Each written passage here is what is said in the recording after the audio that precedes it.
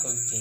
Ngayon ay tuturuan ko kayo paano gumawa ng login at registration in GBNet and connected in database.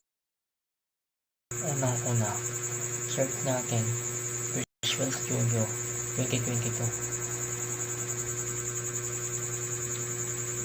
Tapos, pindutin natin yung create a new project. Pagkatapos nun, pindutin natin ang Windows. Ilagay natin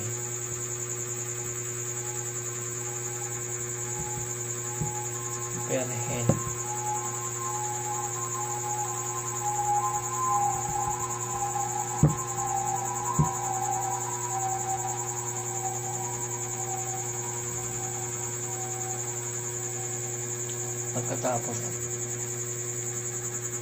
Pagkatapos yun,